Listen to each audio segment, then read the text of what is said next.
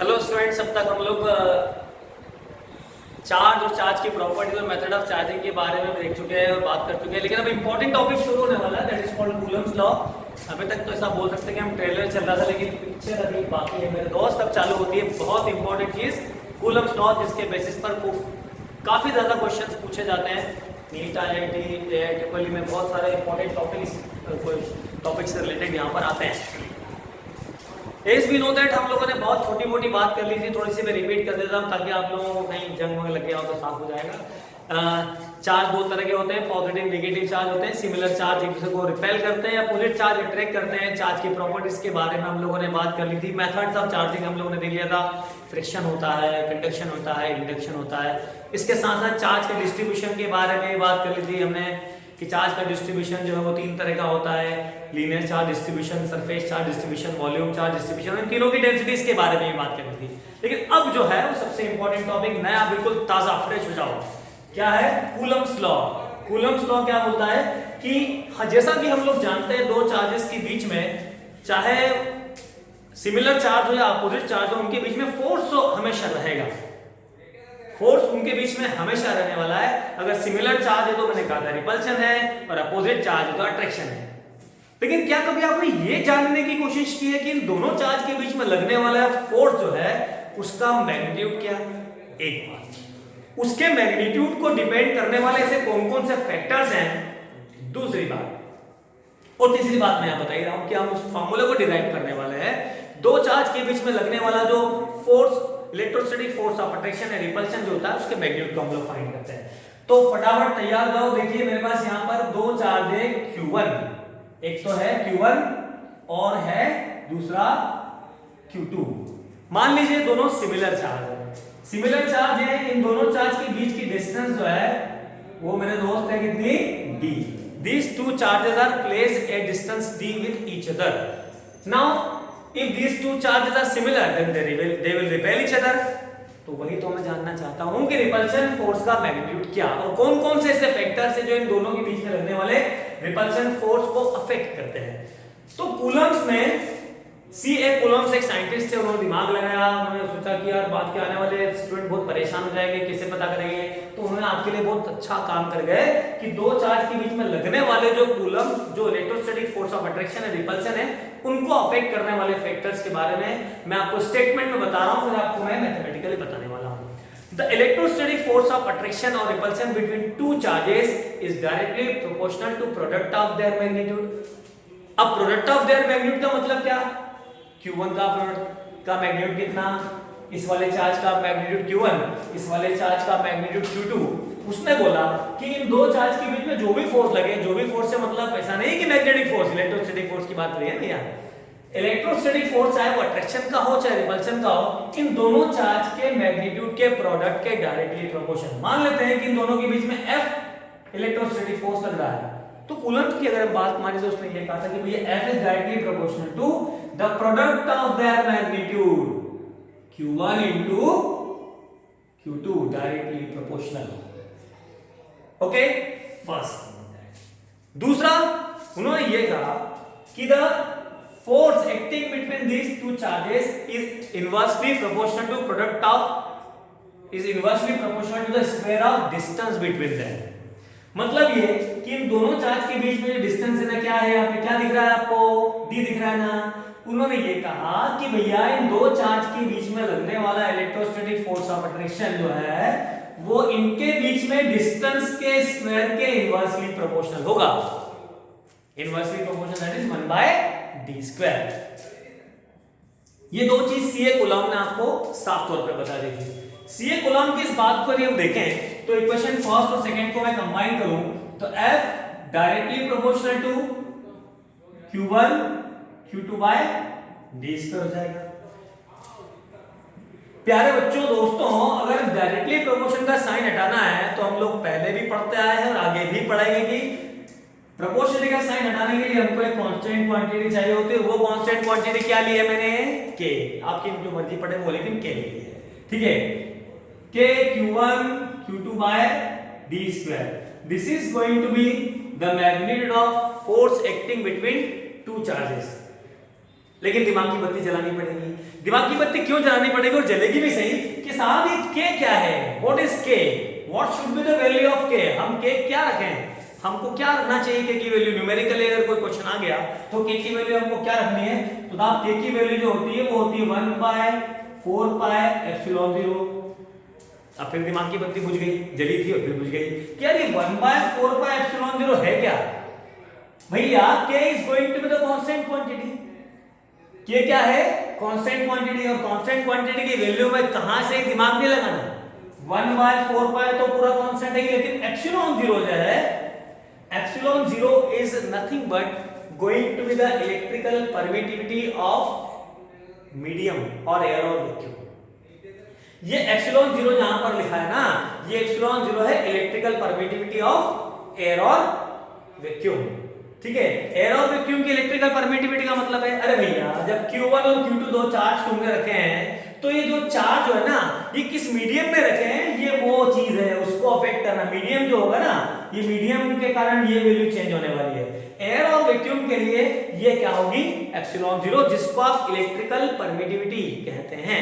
Electrical permittivity का मतलब ये, अरे यार जिस मीडियम में दो चार्ज आपने रखे हैं ना, वो मीडियम इन दोनों चार्ज के बीच में लगने वाले इलेक्ट्रोस्टैटिक फोर्स को कितना परमिट कर रहा है, कितना अफेक्ट कर रहा है, ये है that is called epsilon 0।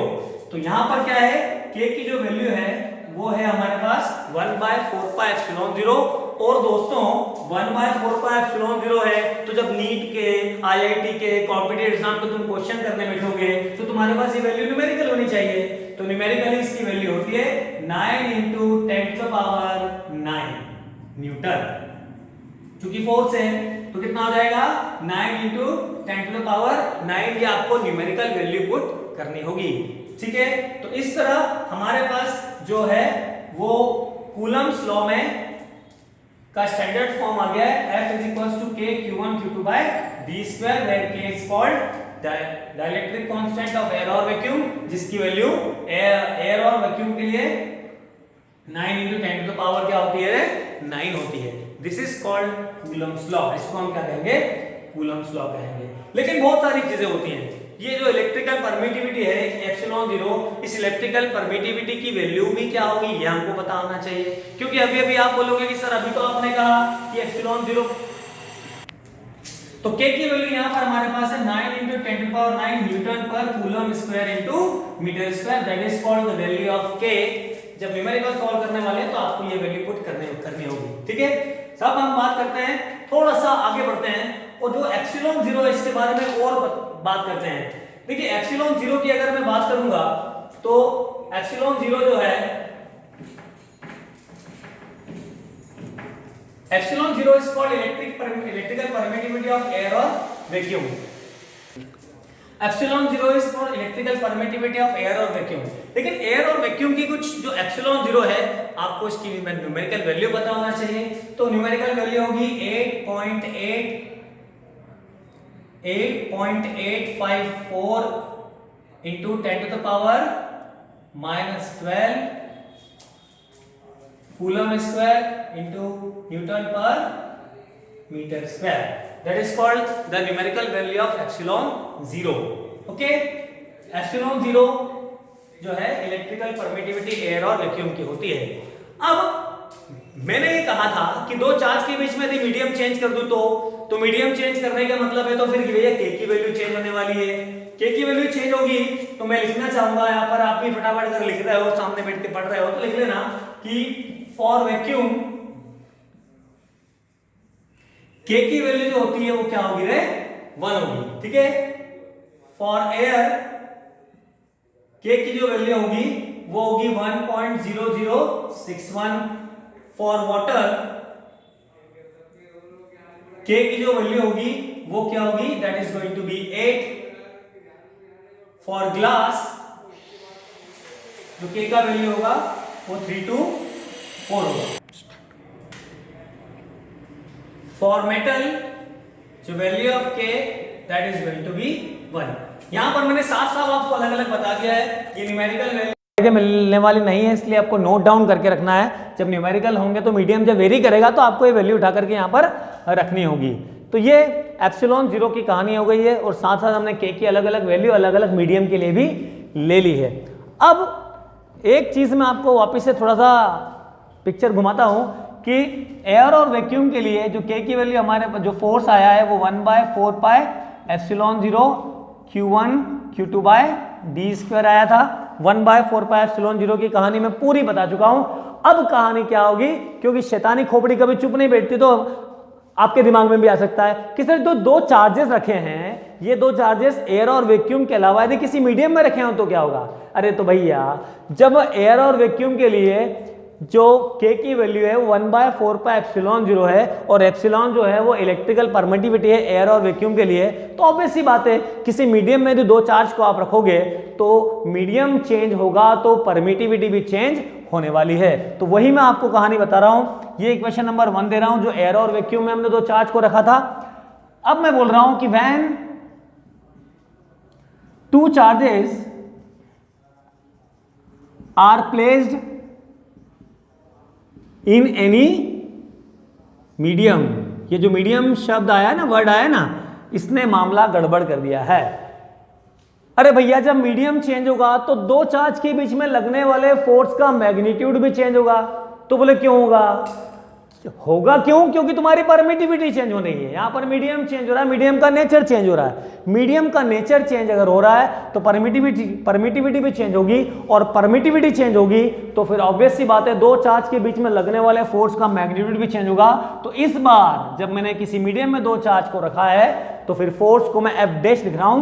F dash equals to 1/4 pi epsilon, जली बत्ती, यहां था एप्सिलॉन जीरो और यहां क्या है एप्सिलॉन। क्यों आया एप्सिलॉन? क्योंकि मीडियम यानी के बदल गया है।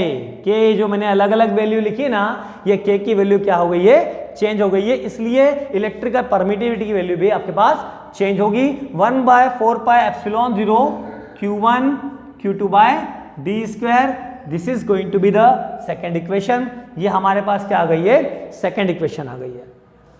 अब इन दो चार्ज के बीच में मीडियम का क्या इफेक्ट पड़ा, ये अगर आपको कैलकुलेट करना है, ये आपको फाइंड आउट करना है। तो भैया जब आपने चार्ज को एयर और वैक्यूम में रखा था तब आपके पास चार्ज का मैग्नीट्यूड, दो चार्ज के बीच में लगने वाले फोर्स का magnitude F is equals to 1/4 pi epsilon zero Q1 Q2 by D square है।